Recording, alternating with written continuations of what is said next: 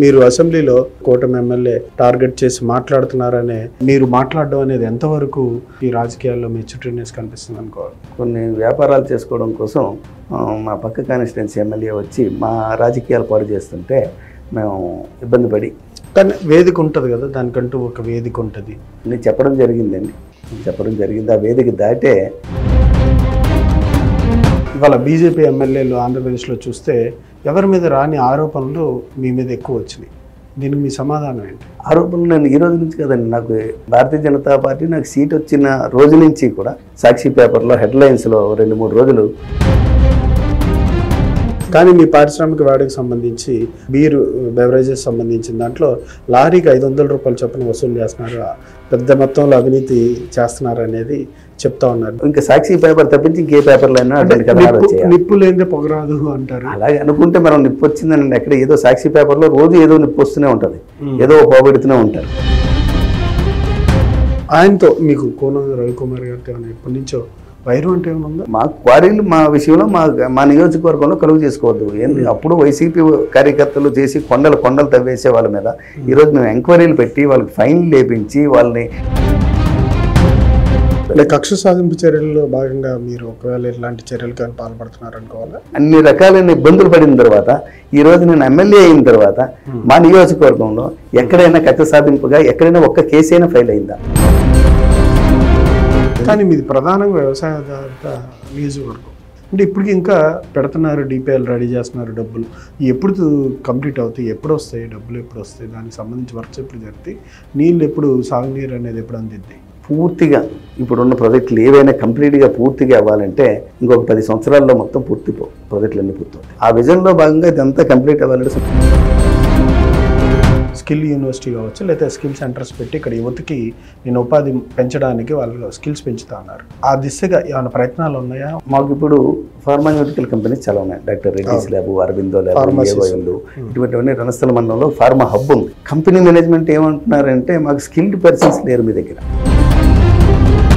గత ప్రభుత్వం మీద మీరు కూడా చాలా విమర్శలు చేశారు, వాటి మీద ఎటువంటి చర్యలు తీసుకోలేదు ఎందుకు? ఇటువంటి గ్రావెల్ దొంగతనాలు వీటి మీద ఆల్రెడీ మేము ఫైల్ మూవ్ చేస్తున్నాం. ఆల్రెడీ ఎంక్వైరీలు అయ్యాయి, వాటి మీద ఫైన్లు వేసేస్తున్నారు. అంటే మీ ఉద్దేశం ఏంటి అసలు? అంటే ఆ సామాజిక సేవా కార్యక్రమాలు మిమ్మల్ని మీరు ప్రొజెక్ట్ చేసుకోవడానికి దాన్ని ఒక వేదికగా వాడు, లేదంటే వాటి అవసరం కానీ సమాజానికి కానీ? ఈరోజు ఎన్నో సంస్థలు ఉన్నాయి ఆంధ్రప్రదేశ్లో, కొన్ని వేల ఎన్జిఓలు ఉన్నాయి. మరి అందరూ ఏంటి రాజకీయాల్లోకి రావాలనా లేదా పర్సనల్ సెల్ఫ్ కోసమా? ఇదంతా చేయట్లేదు కదా. మీరు కూటమిలో ఉన్నారు, 3 పార్టీలు కలిసి పరిపాలన సాగిస్తున్నాయి, మీరు ఎంతవరకు మిగతా పార్టీలను కలుపుకెళ్తున్నారు? మాకు పక్క నియోజకవర్గం నుంచి ఉన్న ఇబ్బందులు ఏమున్నాయి కానీ మా నియోజకవర్గంలో అయితే తెలుగుదేశం, జనసేన, భారతీయ జనతా పార్టీ 3 పార్టీలుగా మేము ఎప్పుడూ లేము. 3 కలిపి ఒకే పార్టీగా జరుగుతాయి.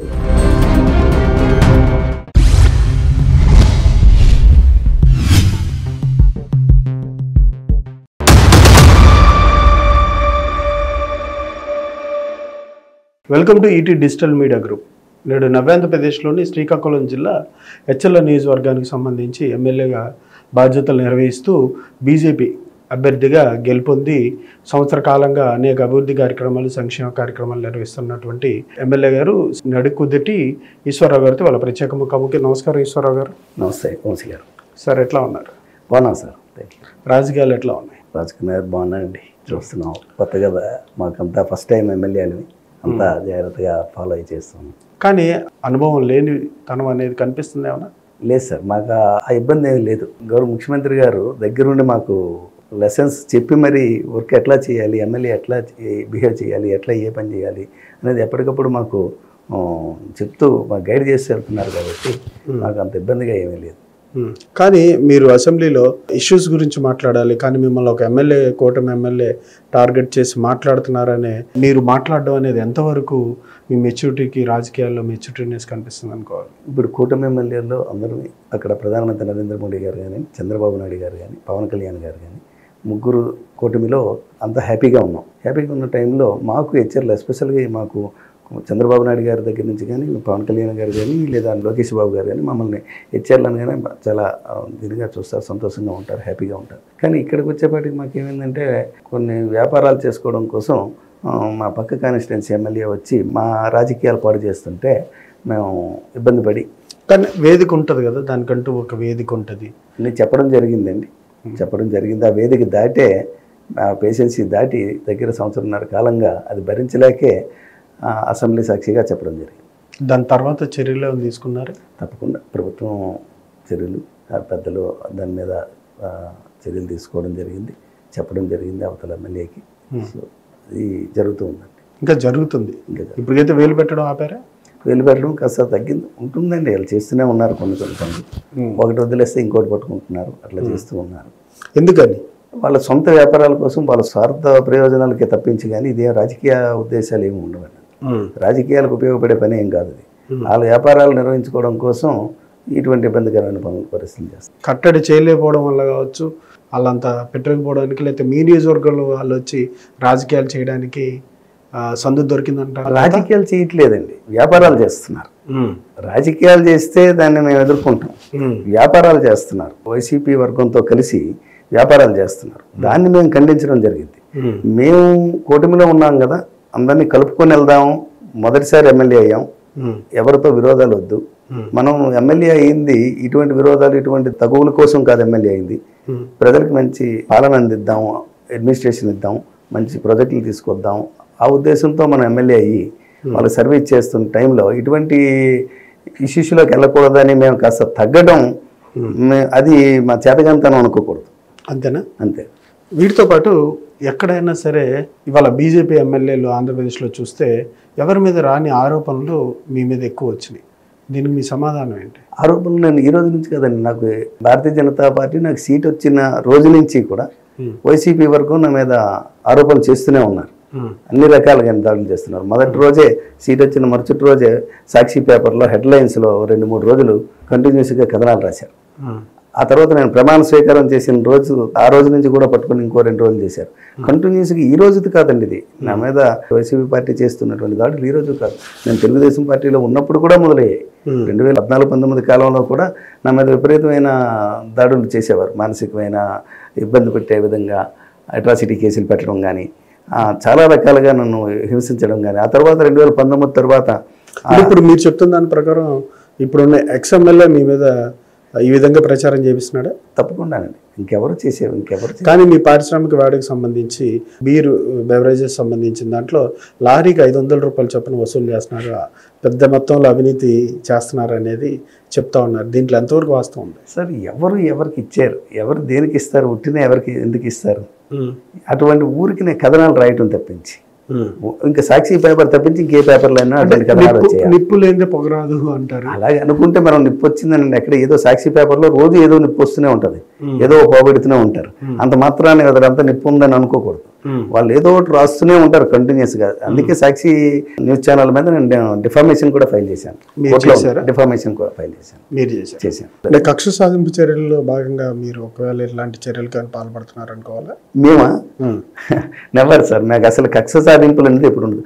ఒకవేళ కక్ష సాధింపులే చేయాల్సి వస్తే 2019-24 కాలంలో నేను పడినటువంటి ఇబ్బందులు, ఉత్తరాంధ్రలో అన్ని ఇబ్బందులు ఎవరు పడి ఉండరేమో, అన్ని ఇబ్బందులు పడ్డాం. రౌడీ సీట్ పెట్టించి షూట్ చేయమని ఆర్డర్స్ ఇచ్చారు. నేను 3 నెలల పాటు గ్రామం వదిలి వెళ్ళిపోయాను, అండర్ గ్రౌండ్కి వెళ్ళిపోయాను. మా అన్నయ్యని, కొంతమంది మా అనుచరుల్ని 2-3 దఫాలుగా వాళ్ళని జైల్లో పెట్టించారు. 35 రోజుల పైన జైల్లో ఉన్నారు. నేను 3 నెలల పాటు ఊరికి దూరంగా ఉన్నాను. బ్రతికున్నానో లేదో కూడా తెలియదు. అటువంటి పరిస్థితుల్లో ఉన్నాము. మా కార్యకర్త సుమారు 100-120 మంది పైగా కార్యకర్తల్ని కాళ్ళు చేతులు ఇరగొట్టి హాస్పిటల్లో పడేసి తిరిగి మా మీదే కేసులు పెట్టి ఇటువంటివన్నీ చేసిన తర్వాత, అన్ని రకాలైన ఇబ్బందులు పడిన తర్వాత, ఈ రోజు నేను ఎమ్మెల్యే అయిన తర్వాత మా నియోజకవర్గంలో ఎక్కడైనా కక్ష సాధింపుగా ఎక్కడైనా ఒక్క కేసు అయినా ఫైల్ అయిందా? అటువంటి కక్ష సాధింపు చర్య ఏమైనా జరిగిందా? ఒకవేళ కక్ష సాధింపు చర్యలు చేస్తే నేను ఎమ్మెల్యే అయిన తర్వాత మా ఇంతమంది ఇబ్బంది పడిన కార్యకర్తలు ఎవరైనా అటువంటి పనులు చేశారా? లేదండి. అటువంటి అసలు మేము ఎమ్మెల్యే అయింది కక్ష సాధింపు చర్యలు చేయడానికి కాదు. మీరు ఎమ్మెల్యే అయ్యారు. ఎమ్మెల్యే అయిన తర్వాత ఇప్పుడు 1.5 సంవత్సరం దగ్గర కావస్తుంది. ఏమన్నా మీరు ఇచ్చిన హామీల మీద ఎట్లాంటి ప్రయత్నాలు చేశారు? కేంద్ర ప్రభుత్వంతో కానీ, రాష్ట్ర ప్రభుత్వంతో కానీ, కూటమిలో మీరు బీజేపీ పైన కూడా మీ ప్రభుత్వం ఉంది కాబట్టి మీరు ఇచ్చిన హామీల్లో, మీరు మాట్లాడిన మాటల్లో ఎంతవరకు వాటి దిశగా మీ ప్రయత్నాలు ఉన్నాయి? అవి ఏ దశలో ఉన్నాయి? మేము మొదటిగా మాట ఇచ్చింది సాగునీరు, తాగునీరు. సాగునీరు మాకు 3 ప్రాజెక్టులు ఉన్నాయి సార్. మేము ఎచ్చెర్ల మండలంలో నారాయణపురం కుడి కాలువ 10 సంవత్సరాల నుంచి నీరు రాలేదు. ఇప్పుడు ఈ సంవత్సరం దానికి నీరు ఇచ్చాం ఫుల్ బ్లెడ్జ్డ్గా. ఎచ్చెర్ల మండలం టైలాండ్, మా ఎచ్చెర్ల నియోజకవర్గం మొత్తం టైలాండ్ ఏరియా. ఇప్పటి వరకు కాలువ తవ్విన తర్వాత రాని జాగాలో కూడా ఈరోజు నీరు వచ్చి నీరు అదనంగా మిగిలిపోయి సముద్రంలో కలిసిపోతున్న పొజిషన్. మొత్తం ఎచ్చెర్ల మండలం అంతా అది సక్సెస్ఫుల్గా నీరు ఇవ్వగలిగాం. రెండోది మడ్డు వలస ప్రాజెక్ట్. మడ్డు వలస ప్రాజెక్ట్ 30-40 సంవత్సరాల క్రితం పూర్తయిన ప్రాజెక్టు. ఫేజ్ 2ని ఇప్పటి వరకు ప్రారంభించలే. గత ప్రభుత్వంలో కేవలం నామమాత్రంగా టెండర్ పిలిచి కాంట్రాక్టర్కి ఇచ్చి డబ్బులు ఇవ్వకుండా అట్లా వదిలేశారు. దానికి సుమారు 35 కోట్ల వరకు ఖర్చు ఉంది. అది నేను ముఖ్యమంత్రి గారి దృష్టికి తీసుకెళ్ళాం. నీరు ఇస్తామని చెప్పాను, దానికి ముఖ్యమంత్రి గారి దృష్టికి తీసుకెళ్ళాం. తప్పకుండా ఈ ప్రాజెక్ట్ చేసి పెడదామన్నారు. ఈ టైంలో తప్పకుండా ఆ ప్రాజెక్ట్ చేస్తాం. అది బుడువూరు పెద్ద చెరువు వరకు కూడా ఆ నీరు వస్తుంది.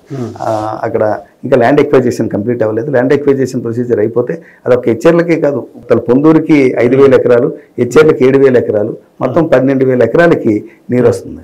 అలాగే తోటపల్లి ప్రాజెక్టు లాబేరు రణస్థల మండలాలకి నీరు వస్తుంది. తోటపల్లి ప్రాజెక్ట్ ఏమైందంటే తోటపల్లి కుడికాలువ ద్వారా నీరు రావాలి.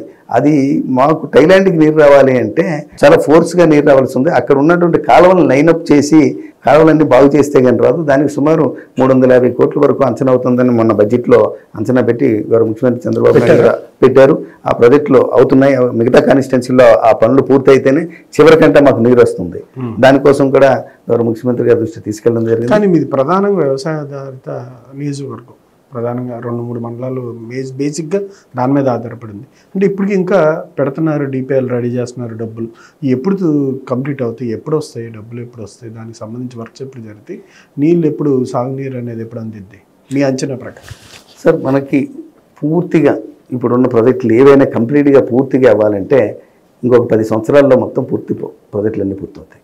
మనం ఒక్కరోజు మంత్రంతోనే అయింది కాదు, డబ్బులు ఉండాలి.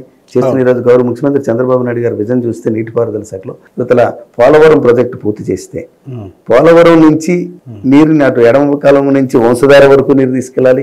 ఇవతల కుడికాలువ ద్వారా కృష్ణా డెల్టాకి కానీ నాగార్జున సాగర్కి కానీ రాయలసీమ మొత్తానికి నీరు ఇవ్వాలనేది ఆయన చేస్తున్న విజన్. ఆ విజన్లో భాగంగా ఇదంతా కంప్లీట్ అవ్వాలంటే సుమారు 17,000 కోట్ల రూపాయలు బడ్జెట్లో పెట్టడం జరిగింది. ఒక్కసారి ఇదంతా కంప్లీట్ ఈ ఒక్క సంవత్సరంలోనే అంతా అయిపోయేది ఏమి ఉండదు కదా. టైం కూడా పట్టాలి. ప్రాజెక్ట్ ఎగ్జిక్యూట్ చేయడానికి కూడా టైం పడుతుంది. అలాగే ఎగ్జిక్యూట్ చేసి శాశ్వతంగా ఎప్పటికీ నీటికి ఆంధ్రప్రదేశ్లో ఎప్పటికీ నీటికి ఇబ్బంది లేకుండా చేసే ప్రక్రియ గౌరవ ముఖ్యమంత్రి చంద్రబాబు నాయుడు గారు చేస్తున్నారు. దీనికి కేంద్రం నుంచి పూర్తి నరేంద్ర మోడీ గారు పూర్తి సహాయ సహకారాలు అందిస్తున్నారు. ఈ ప్రాజెక్టు పూర్తిగా నాకు తెలిసి ఒక 7-8 సంవత్సరాల్లో పూర్తిగా కంప్లీట్ అవుతుందని ఒక స్కిల్ డెవలప్మెంట్ సెంటర్ సంబంధించి మీరు గతంలో మాట్లాడారు. స్కిల్ యూనివర్సిటీ కావచ్చు, లేదా స్కిల్ సెంటర్స్ పెట్టి ఇక్కడ యువతకి నేను ఉపాధి పెంచడానికి వాళ్ళు స్కిల్స్ పెంచుతా అన్నారు. ఆ దిశగా ఏమైనా ప్రయత్నాలు ఉన్నాయా? ఉపాధి అంశాల మీద మీ థాట్ ఏంటి? అది ఎంతవరకు ప్రాసెస్లో ఉంది? మాకు ఇప్పుడు ఫార్మాన్యూటికల్ కంపెనీస్ చాలా ఉన్నాయి. Doctor Reddy's lab, Aurobindo lab, ఇటువంటివన్నీ రణస్థల మండలంలో ఫార్మా హబ్ ఉంది. వీళ్ళు ఏం చేస్తున్నారంటే సుమారు ఇప్పటి వరకు 30,000 మంది పైగా కార్మికులు అక్కడ పనిచేస్తున్నారు. కెమిస్టులు కానీ కార్మికులు కానీ మొత్తం. దాంట్లో మా నియోజకవర్గానికి చెందిన వారు కేవలం 3-4 వేల మంది మాత్రమే ఉంటారు. మిగతా వాళ్ళందరూ బయట నుంచి వచ్చిన వాళ్ళు. కంపెనీ మేనేజ్మెంట్ ఏమంటున్నారంటే మాకు స్కిల్డ్ పర్సన్స్ లేరు మీ దగ్గర, క్వాలిఫై ఉన్న వాళ్ళు స్కిల్ లేదంటున్నారు. అందరూ బిఎస్సీలు చేస్తున్నారు, కానీ వాళ్ళందరినీ కెమిస్ట్రీగా మేము అపాయింట్ చేసుకోలేము. వాళ్ళకి స్కిల్స్ అసలు ఏమీ లేవు, మినిమం స్కిల్స్ లేవు. అంచేత మేము బయట నుంచి తెచ్చుకోవాల్సి వస్తుంది అంటున్నాం. మేము వాళ్ళతో మాట్లాడి మనం మ్యాక్సిమం ఇప్పటివరకు మొదటి 1 ఇయర్లో సుమారు 1,000 మంది వరకు కూడా ఉద్యోగాలు వేపించడం జరిగింది. ఇంకా భవిష్యత్తులో వాళ్ళకి వచ్చే ఏ ఎంప్లాయ్మెంట్ అయినా మనం అందిపుచ్చుకోవాలనేది మన ఆలోచన. దానికి కావాల్సిన కంపెనీకి తగ్గ స్కిల్ కూడా మనం ఇవ్వాలనేది స్కిల్ డెవలప్మెంట్ సెంటర్ పెట్టాలని ఎడ్యుకేషన్ మినిస్టర్ లోకేష్ బాబు గారిని చెప్పడం జరిగింది. ఆయన కూడా తప్పకుండా చేయండి అన్నారు. స్కిల్ డెవలప్మెంట్ శాంక్షన్ చేశారు. అదే స్కిల్ డెవలప్మెంట్ చేయడానికి కూడా డబ్బులు పెట్టాలి. దానికోసం ఏం చేసామంటే మాకున్నటువంటి న్యూక్లియర్ పవర్ ప్లాంట్ వాళ్ళు సిఎస్ఆర్ యాక్టివిటీస్ కింద వాళ్ళు చేస్తే వాళ్ళని రిక్వెస్ట్ చేసి ఇది ఎప్పటికీ ఉండే ప్రాజెక్ట్ అండి, ఇది చేస్తే చాలామందికి భవిష్యత్తులో మీరు nuclear power plant project start చేస్తే మీకు కూడా మంచి స్కిల్ పర్సన్స్ వస్తారు అని చెప్తే వాళ్ళు దానికి అగ్రీ అయ్యి దానికి ఇప్పుడు 3 కోట్ల రూపాయలు శాంక్షన్ చేశారు సిఎస్ఆర్ యాక్టివిటీస్ కింద. సో అది కన్స్ట్రక్షన్ చేయడానికి స్టేట్ కలెక్టర్ గారి నుంచి ఒక 5 ఎకరాల ల్యాండ్ మనం ఇవ్వడం జరిగింది. ఆ 5 ఎకరాల సంచాం ప్రాంతం అర్జున వలస పంచాయతీ కొండొడ్డున 5 ఎకరాల ల్యాండ్ ఇచ్చారు. ఇప్పుడు దాన్ని చదును చేసే ప్రక్రియలో ఉన్నారు. అది చదును చేసి ఇప్పుడు న్యూక్లియర్ ప్లాంట్ వాళ్ళు కన్స్ట్రక్షన్ చేస్తే దాన్ని మనం అప్పటి వరకు టెంపరీగా ఏమైనా ఆలోచన చేశారా? టెంపరీగా చేయడానికి మనం ఆలోచన చేస్తున్నాం. దానికి ఇంకా పూర్తిగా అంత ఇన్ఫ్రాస్ట్రక్చర్ కూడా ఉండట్లేదు. ఇన్ఫ్రాస్ట్రక్చర్ ఒకటి చూసుకోవాలి. దాని బదులు ఇప్పుడు 1 or 2 yearsలో ఇది పూర్తయిపోతుంది. పూర్తయిపోతుంది 1.5 yearలో పూర్తయిపోతుంది. కానీ మీరు పెద్ద ఎత్తున హామీ ఇచ్చారు ఉద్యోగ అవకాశాలకు సంబంధించి. మీరు చెప్తానే 1000 మందికి 2000 మందికి అంటున్నారు. ఏ దిశగా ఉంది? ఇంకేం అవకాశాలు ఉన్నాయి? తప్పకుండా సార్. ఇప్పుడు మనకి ఫిషింగ్ హార్బర్ వస్తుంది, పొడగట్లపాలెంలో ఫిషింగ్ హార్బర్. ఈ మధ్య నేను మొన్న అసెంబ్లీలో కూడా దాన్ని మళ్ళీ రివ్యూ చేయడం జరిగింది. గౌరవ ముఖ్యమంత్రి చంద్రబాబు నాయుడు గారు మనం తీసుకెళ్లి ఫిషింగ్ హార్బర్ ప్రాజెక్ట్ దగ్గర ఆయన్ని ల్యాండ్ చేపించి ప్రాజెక్ట్ అంతా చూపించడం జరిగింది. ఆయన ఆ రోజు అక్కడే ఆయన మాటిచ్చారు, ఫిషింగ్ హార్బర్ 1 సంవత్సరం 2 సంవత్సరాల్లో పూర్తి చేసి పెడదామని. అదే విషయం మొన్న అసెంబ్లీలో కూడా మళ్ళీ చెప్పడం జరిగింది. గౌరవ మంత్రివర్యులు దాన్ని మేము ఇంటిగా టెండర్కి వెళ్తున్నాం, త్వరలోనే టెండర్ ప్రాసెస్ పూర్తయ్యి ప్రాజెక్ట్ వర్క్ స్టార్ట్ చేస్తున్నాం. ఫిషింగ్ హార్బర్ పూర్తయితే మా దగ్గర సుమారు 10 నుంచి 15,000 మంది మత్స్యకారులు ఉన్నారు. మత్స్యకారులు అందరూ ఇప్పుడు బయటకు వలసలు వెళ్ళిపోతున్నారు ఉపాధి హామీ పనులు లేక. వాళ్ళందరికీ కూడా అక్కడే పని దొరుకుతుంది. అందరూ కూడా. అంతేకాదు వాళ్ళు ఒక్క మత్స్యకారులకే కాదు, మిగతా దాన్ని అనుసరించి ఎన్నో కోల్డ్ స్టోరేజ్ ట్యాంకులు కానీ లేదా ఎక్స్పోర్ట్ ఇంపోర్ట్స్ వ్యాపారస్తులు కానీ గోడౌన్స్ కానీ అన్నీ వస్తాయి. అక్కడ అన్ని రకాలైన సదుపాయాలు వస్తాయి. సో చాలా ఎంప్లాయ్మెంట్ వస్తుంది అక్కడ సుమారు కనీసం 3 నుంచి 5,000 మందికి ఎంప్లాయ్మెంట్ అవుతుందండి ఫిషింగ్ హార్బర్ వల్ల. అలాగే భవిష్యత్తులో న్యూక్లియర్ పవర్ ప్లాంట్ స్టార్ట్ అయితే ఇంకా పరిసర ప్రాంతాలన్నీ కూడా దానికి సంబంధించి భూముల విషయంలో ఇంకా కొంచెం ఇబ్బందులు ఉన్నాయి. లేదండి, క్లియర్ అయిపోయింది, పూర్తిగా క్లియర్ అయిపోయింది. 100% ల్యాండ్ ఎక్విజిషన్ పూర్తయిపోయింది. వాళ్ళకి పేమెంట్స్ అన్నీ క్లియర్ అయిపోయింది. మొన్న ₹1,00,00,000 ఇవ్వాల్సి వస్తే అది కూడా ఇప్పుడు 10 సంవత్సరాల నుంచి పెండింగ్ ఉంటే నేను వచ్చి దగ్గరుండి మొత్తం అవన్నీ కలెక్టర్ గారితో అన్ని చెప్పించి ఈ మధ్యనే 1 నెల రోజుల క్రితం వాళ్ళకి ఆ డబ్బులు కూడా ఇచ్చేయడం జరిగింది. సార్, కూటమి ప్రభుత్వం వచ్చిన తర్వాత మీ నియోజకవర్గానికి జరిగిన లాభాల్లో కొన్ని చెప్పారు. మీ ఉద్దేశంలో ఇంకా ఎటువంటి ప్రయోజనాలు చేకూరనున్నాయి? గత ప్రభుత్వానికి రెండుటికి పోల్చి చూస్తే ఎక్స్ఎమ్మెల్యే గారు, ఇప్పుడు మీరు, రెండింటికి మధ్య వ్యత్యాసం ఏం గమనించారు? సార్, ఇప్పుడు ఏం తీసుకొచ్చారు మార్పు? 1924 మధ్యలో ఎక్కడా కూడా ఎటువంటి డెవలప్మెంట్ యాక్టివిటీస్ చేయలేదు. సీసీ రోడ్డు కాదు, వీధిలో కాలువ కూడా బాగు చేయలేదు. సెంట్రల్ గవర్నమెంట్ నుంచి వచ్చిన 14th ఫైనాన్స్ 15th ఫైనాన్స్ డబ్బులు పంచాయతీ అకౌంట్లో పెడితే, సర్పంచ్ అకౌంట్లో పెడితే వాటిని ఇమీడియట్గా వితిన్ సెకండ్స్లో మళ్ళీ వాళ్ళ వేరే అకౌంట్లకి ట్రాన్స్ఫర్ చేయించేసుకొని కనీసం సర్పంచులు కూడా స్వతసిద్ధంగా వాడుకునే హక్కు లేకుండా కనీసం కాలువలు తీపించడం కానీ, ఉన్న బోర్లు బాగు చేయించడం కానీ, వాటికి కూడా డబ్బులు లేని దుస్థితి తీసుకొచ్చి 5 సంవత్సరాల్లో సర్వనాశనం చేశారు. మొత్తం మీరు నమ్మరు, 5 సంవత్సరాలు చేసిన బీభత్సం 15 సంవత్సరాలు డెవలప్మెంట్ వెనక్కి వెళ్ళిపోయింది. ఇప్పుడు మళ్ళీ ఎన్డీఏ ప్రభుత్వం వచ్చి ఈరోజు మళ్ళీ కేంద్ర ప్రభుత్వంతో సత్సంబంధాలు పెట్టుకొని ఇప్పుడు ఎన్ఆర్జీఎస్ వర్కులు కేవలం మా హెచ్ఎర్ల కాన్స్టిట్యున్సీలోనే 120 కోట్ల రూపాయలు శాంక్షన్ చేయించుకున్నాం. ఎన్ఆర్జీఎస్ ద్వారా శాంక్షన్ చేయించుకున్నాం. ఇప్పటి వరకు 80-90 కోట్ల వర్కులు కూడా పనులు పూర్తి చేసాం. 80-90 కోట్ల రూపాయల పనులు పూర్తి చేసాం ఒక్క నియోజకవర్గంలో. ఎప్పుడు జరుగుతుంది మీరు చెప్పండి సార్? ఇప్పుడు వరకు స్వతంత్రం వచ్చిన తర్వాత ఇప్పటి వరకు జరగని డెవలప్మెంట్ కేవలం ఈ సంవత్సరంన్నరలో ఎవరికి ఎక్కడ సిమెంట్ రోడ్డు కావాలంటే అక్కడ, ఎక్కడ కాలువ కావాలంటే అక్కడ కార్యకర్తలు అందరూ సంతోషంగా వాళ్ళకి కావలసినట్టు వేసుకోవడం జరిగింది. ఇంత అవకాశం ఎక్కడ ఏ ప్రభుత్వంలో ఉంటుంది? గత ప్రభుత్వం మీద మీరు కూడా చాలా విమర్శలు చేశారు గతంలో. వాటి మీద ఎటువంటి చర్యలు తీసుకోలేదు? ఎందుకు విమర్శలు? నేను చెప్తున్నాను, ఇటువంటి గ్రావెల్ దొంగతనాలు వీటి మీద ఆల్రెడీ మేము ఫైల్ మూవ్ చేస్తున్నాం. ఆల్రెడీ ఎంక్వైరీలు అయ్యాయి, వాటి మీద ఫైన్లు వేసేస్తున్నారు. వాళ్ళు రివిజన్కి వెళ్ళిట్టు అట్లా పెండింగ్ అవుతుంది. ఎవరిని కూడా అంటే మేము చేసేది ఇది కక్షపూరితంగా ఉండదు సార్. కక్షపూరితం ఎందుకు అవుతుంది? ఇప్పుడు మీరు గతంలో మీరు ఆరోపణలు చేసినప్పుడు మీ కూటమి కావచ్చు, మిగతా వ్యక్తులు మేము ఉద్యోగాలు ఇవ్వలేపారు. కనీసం గత ప్రభుత్వంలో ఎక్కడా కూడా ఒక్క ఉద్యోగం కూడా ఎవరికి ఇవ్వలేదు లోకల్ కంపెనీలతో. ఈరోజు మనం ఎన్డీఏ ప్రభుత్వం నేను ఎమ్మెల్యే అయినాక పెద్దల సహకారంతో ఈరోజు మేము 1000 మందికి పైగా ఉద్యోగాలు ఇచ్చామంటే అది మామూలు విషయం కాదు కదా సార్. నియోజకవర్గంలో ఈరోజు 120 కోట్ల రూపాయలు వర్కులు శాంక్షన్ చేయించామంటే మామూలు విషయం కాదు సార్. ఈరోజు సుమారు 70 కోట్ల రూపాయలకి స్పెషల్ గ్రాంట్ కావాలని చెప్పి పురంధేశ్వరి మేడం గారిని తీసుకొని గడ్కరీ గారి దగ్గరికి వెళ్ళి ఇలా బీజేపీ కాన్స్టిట్యున్సీ ఇది కొద్దిగా స్పెషల్గా చేయించండి అని చెప్తే ఆయన స్పెషల్గా మళ్ళీ దానికోసం రాశారు. ఆ ప్రొసీజర్ పూర్తవుతుంది త్వరలోనే. రోడ్స్ నిమిత్తం సిఆర్ఎఫ్ కింద స్పెషల్ ఫండ్ వస్తుంది. అలాగే ఇప్పుడు న్యూక్లియర్ పవర్ ప్లాంట్ ఇప్పుడు చుట్టూ కాంపౌండ్ వాల్ కన్స్ట్రక్షన్ స్టార్ట్ చేయించాం. త్వరలోనే మన ముఖ్యమంత్రి గారు, నేను అసెంబ్లీలో అడిగిన ప్రశ్నకి గౌరవ ముఖ్యమంత్రి గారే డైరెక్ట్గా సమాధానం చెప్పారు. త్వరలోనే ఈ న్యూక్లియర్ పవర్ ప్లాంట్ని ఎన్టీపీసీతో మనం టైఅప్ అయ్యి చిన్న ప్లాంట్లు పెడదాము పెద్ద ప్లాంట్లకి అయితే టైం పట్టేస్తుంది, దీర్ఘకాలం ఇప్పటికే 10 సంవత్సరాలు పెట్టింది. ఇంకా అందుకని చిన్న చిన్న ప్లాంట్లు పెట్టి ముందు ఇమీడియట్గా దాన్ని చేద్దామని చెప్పి చేయడం జరిగింది. అది కానీ పూర్తి ఇవన్నీ డెవలప్మెంట్ యాక్టివిటీస్ కాదా సార్? ఎప్పుడు ఆగిపోయిన ప్రాజెక్టులన్నీ తీసుకొస్తున్నాం, రాని నీరంతా తీసుకొస్తున్నాం. ఈరోజు అంతా సస్యాహారం పరిస్థితి. తాగునీరు ఈరోజు జలజీవన్ మిషన్ కింద 5,000 కోట్ల రూపాయలు ఇస్తే గత ప్రభుత్వంలో 1924 మధ్యలో కేంద్ర ప్రభుత్వం నుంచి ఆ డబ్బంతా ఏమైపోయిందో తెలియదు. కాంట్రాక్టర్లు ఏం చేశారంటే రోడ్లు తవ్వేసి సిమెంట్ రోడ్లు జేసీబీలు పెట్టి తవ్వేశారు. పైపు లైన్ వేయడానికి జేసీబీలు పెట్టి సిమెంట్ రోడ్లు తవ్వించారంత దారుణం లేదు. ఆ రోడ్లు అలాగే వదిలేశారు, రోడ్లు కప్పలేదు. 2014-19 మధ్య మేము వేసిన రోడ్లన్నీ కూడా తవ్వించేశారు. పైప్ లైన్లు వేస్తామని చెప్పి పైప్ లైన్లు వేసారు, కానీ వాటర్ ట్యాంక్ లేదు, బోర్ లేదు, నీరు లేదు. అట్లా సగం 20-30% పనులతో 5 సంవత్సరాల కాలయాపన చేశారు. 5,000 కోట్ల రూపాయలు ఏమైపోయిందో కూడా తెలియదు. ఈరోజు మళ్ళీ చంద్రబాబు నాయుడు గారు మళ్ళీ కేంద్ర ప్రభుత్వం మాట్లాడి ఆగిపోయిన ప్రాజెక్టుని మళ్ళీ ఇంకో 2 సంవత్సరాలకి ఎక్స్టెన్షన్ చేపించి మళ్ళీ కొత్త టెండర్లు పిలిపించి ఈరోజు మళ్ళీ ప్రతి కాన్స్టిట్యున్సీకి కూడా సుమారు 200-300 కోట్ల రూపాయలు మళ్ళీ శాంక్షన్ చేసి ఇప్పుడు మళ్ళీ టెండర్ల ప్రక్రియ పూర్తయింది. ఇప్పుడు మళ్ళీ వర్కులు ప్రారంభించారు. ఆల్రెడీ పని జరుగుతుంది, అన్ని నియోజకవర్గాల్లో కూడా పని జరుగుతుంది. త్వరలోనే ఒక 2-3 నెలల్లోనే మ్యాక్సిమం అందరికీ కూడా నీరు అందించడం. సామాజిక సేవా కార్యక్రమాలు గతంలో కూడా మీరు చేశారు. అంటే అది మీరు ఒక ఫౌండేషన్గా స్టార్ట్ చేసుకున్నారు, మిమ్మల్ని మీరు ప్రాజెక్ట్ చేసుకోవడానిక, లేదంటే ఏ ఉద్దేశంతో సామాజిక సేవా కార్యక్రమాలు అనేది చేయాలనుకున్నారు మీరు? నేను రాజకీయాలకు రాకముందు నుంచే మనం సామాజిక సేవా కార్యక్రమంలో నా తల్లిదండ్రులు ఇద్దరు కూడా ఎప్పుడూ చేస్తూ ఉండేవారు.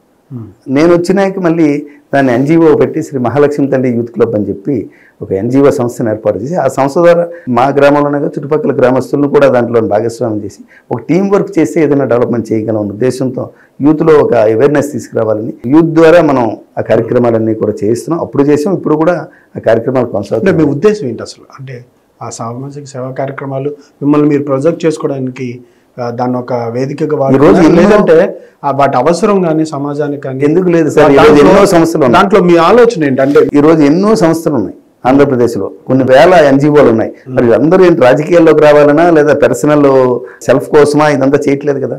సమాజం మీద ఒక దృక్పథం ఉండి చేస్తున్నారు ఎన్జిఓస్ దేనికి చేస్తారు? Non government organisation.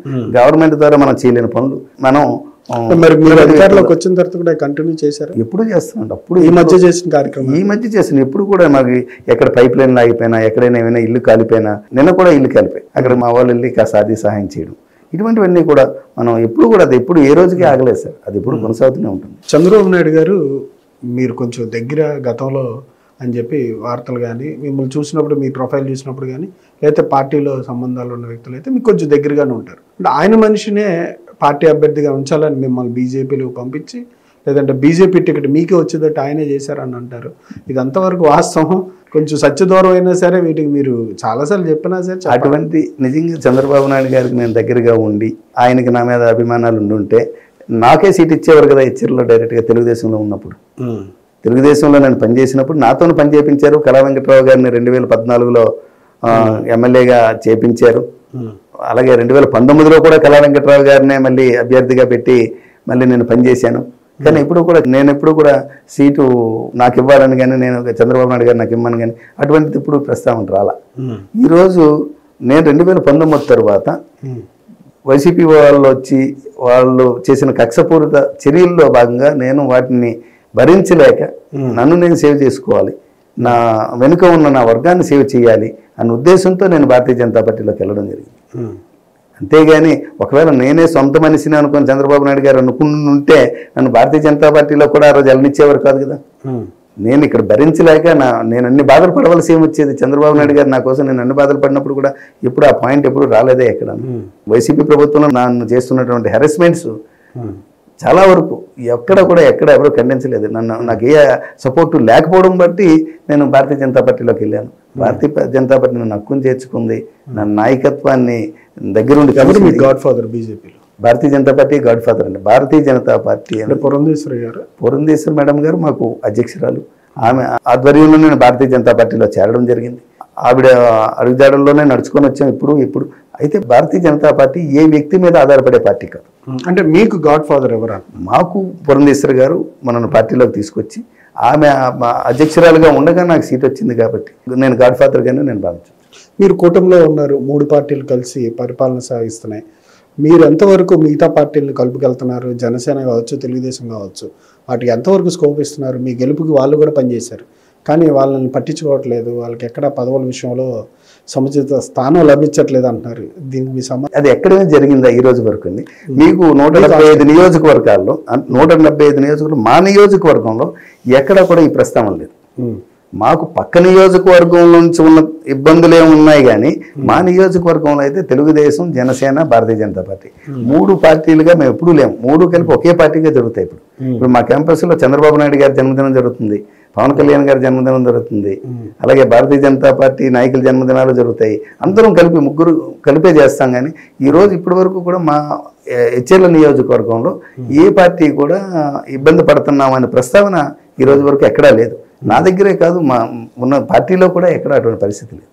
గతంలో మీరు కళా వెంకట్రావు గారిని గాడ్ ఫాదర్ గా అనుకున్న వాళ్ళ రాజకీయ గురువుగా? ఆయన రాజకీయ గురువుగా. సో తర్వాత ఆయన దగ్గరే రాజకీయాలు నేర్చుకున్నాం, ఆయన దగ్గరే ఉన్నాం, ఓనమాలు దిద్దాం అతని దగ్గరే. బీజేపీ మీరు వచ్చిన తర్వాత ఎంతవరకు స్ట్రాంగ్ అయింది? భారతీయ జనతా పార్టీ ఈరోజు నాకు ఎచ్చెర్ల నియోజకవర్గంలో నాకు సీట్ ఇస్తే చాలామంది మేడం గారికి ఇబ్బంది పెట్టి ఫోన్లు చేసి మీరు తప్పు సీట్ ఇచ్చారు, ఎచ్చెర్లలోని కమలం ఎలా గెలుస్తుంది అనుకున్నారు, అక్కడ ఓటు బ్యాంకింగ్ కూడా లేదు ఈశ్వరాకి, సో అటువంటి పరిస్థితుల్లో మీరు అతను సీట్ ఇవ్వడం సమంజసం కాదన్నారు. సో నేను ఆ రోజు చెప్పాను, సీట్ ఇవ్వక ముందు నుంచి చెప్తున్నాను, నాకు కానీ సీట్ ఇస్తే కనీసం 25,000 మెజార్టీతో గెలిచి వస్తానని చెప్పి నా మాట నమ్మి పార్టీ నాకు కూటమిలో భాగంగా 3 పార్టీలు కలిపి నాకు సీట్ ఇచ్చాయి. ఇచ్చినప్పుడు నేను పనిచేసిన తీరు, నేను కొత్త అభ్యర్థిని లేదా నాకు ఓటు బ్యాంకింగ్ లేదు, ఇవన్నీ అనుకుంటే ఇంత మెజార్టీ రాదు కదా. నేను గత 10 సంవత్సరాలు బట్టి నేను చేసిన, ఇందాక మీరు అడిగిన సామాజిక కార్యక్రమాలు ఏవైతే ఉన్నాయో అవన్నీ ప్రజలు గుర్తించారు.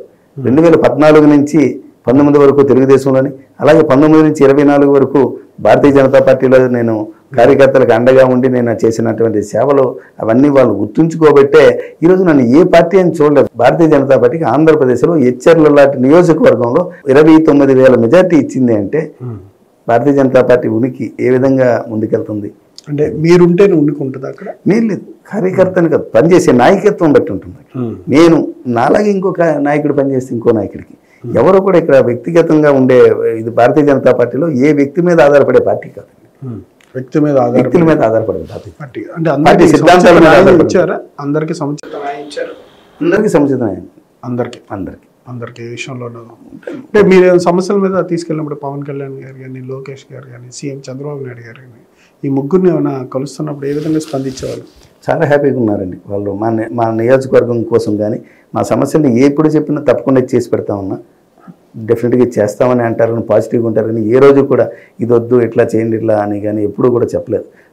ముఖ్యమంత్రి చంద్రబాబు నాయుడు గారు ఏప్రిల్లో బుడగడ్లపాలెం వచ్చినప్పుడు కూడా ఆయన చాలా హ్యాపీ ఫీల్ అయ్యారు. నియోజకవర్గాన్ని మా 3 పార్టీల పనితీరుని బట్టి కూడా చూసి చాలా సంతోషపడ్డారు. అక్కడ మాకు ఎటువంటి ఇబ్బందులు లేవు, మేము చేస్తున్న పని కూడా. ప్రధానమంత్రి గారు అమరావతి రీస్టార్టింగ్కి వచ్చినప్పుడు కూడా, రీఫౌండేషన్కి వచ్చిన రోజు కూడా ఆయన్ని వెల్కమ్ టీంలో నేను ఉన్నప్పుడు నన్ను దగ్గరుండి పరిచయం చేశారు. మీ ఎమ్మెల్యే, భారతీయ జనతా పార్టీ ఎమ్మెల్యే మంచి ప్రజెంటేషన్ చేస్తాడు పబ్లిక్ ప్రాబ్లమ్స్ మీద అని చెప్పి గౌరవ ముఖ్యమంత్రి గారు ప్రధానమంత్రి గారితో చెప్పడం చాలా సంతోషదాయకం.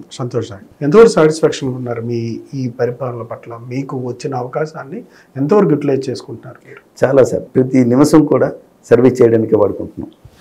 అందుకే ఎక్కడ కూడా మేము ఏ టైం దొరికినా ఎట్లా మనం డెవలప్మెంట్ యాక్టివిటీస్ చేయాలి, లాంగ్ రన్లో ఎట్లా పనిచేయాలి, ఇదైతే షార్ట్ టర్మ్ కోసం ఈరోజు ఎమ్మెల్యే ఇప్పటికిప్పుడు ఏదో చేసే పని కాదు, కాకుండా శాశ్వతంగా స్కిల్ డెవలప్మెంట్ సెంటర్ పెట్టామంటే ఇప్పుడు డిగ్రీ కాలేజ్ కోసం శాంక్షన్ చేయించాం, అలాగే 100 పడకల హాస్పిటల్ శాంక్షన్ చేయించాం, 30 పడకలు ఉన్నది 100 పడకల హాస్పిటల్ శాంక్షన్ చేయించాం. ఈరోజు 120 కోట్ల రూపాయలతో రోడ్లు, సిమెంట్ రోడ్లు, కాలువలు వేపిస్తున్నాం, న్యూక్లియర్ పవర్ ప్లాంట్ స్టార్ట్ చేపిస్తున్నాం, అలాగే బుడగొడ్లపాలెం ఫిషింగ్ హార్బర్ని స్టార్ట్ చేపిస్తున్నాం. అది ఎప్పుడో కలది, అటువంటి ప్రాజెక్ట్ని కూడా స్టార్ట్ చేపిస్తున్నాం. యూత్ అందరికీ కూడా అక్కడే లోకల్కి ఉద్యోగాలు. అంతేకాదండి, అది ఎచ్చెర్ల అనేది ఒక ఎడ్యుకేషన్ హబ్. ఎచ్చెర్లో డాక్టర్ బిఆర్ అంబేద్కర్ యూనివర్సిటీ ఉంది, IIIT విద్యా సంస్థ ఉంది, 2 ఇంజనీరింగ్ పెద్ద ప్రైవేట్ ఇంజనీరింగ్ కాలేజీలు ఉన్నాయి, మా స్కూల్ ఉంది. అటువంటి మా స్కూల్లో కొన్ని ఇంకా 100 స్కూళ్ళు ఉన్నాయి. సుమారు 30 నుంచి 40 వేల మంది విద్యార్థులు చదువుతున్న ఏకైక నియోజకవర్గం ఎచ్చెర్ల నియోజకవర్గం. ఎడ్యుకేషన్ హబ్గా నేను దాన్ని మొన్న విద్యాశాఖ మంత్రి లోకేష్ బాబు గారి దృష్టికి కూడా నేను తీసుకెళ్ళి, సార్ ఇది ఇలా ఉంది, దీన్ని మీరు ఇది మోడల్గా చేసినట్టయితే బాగుంటుంది, తప్పకుండా వస్తాను, నియోజకవర్గం వస్తాను, మీ మీద తప్పకుండా స్పెషల్ ఫోకస్గా చేద్దాం. ప్రభుత్వం మీద ప్రజల యొక్క ఎట్లా ఉంది రెస్పాన్స్ మీరు చేస్తున్న పరిపాలన? సూపర్ 6 విషయంలో సూపర్ 6లో ఈరోజు 5 పథకాలు ఇప్పటికే పూర్తి చేశారు. సంవత్సరంన్నర కాలంలోనే 5 పథకాలు పూర్తి చేయడం అంటే సామాన్యమైన విషయం కాదు. ఇటువంటి ఆర్థిక పరిస్థితులు, ఆర్థిక మాన్యంలో ఉండగా కూడా 5 పథకాలు పూర్తి చేశారు.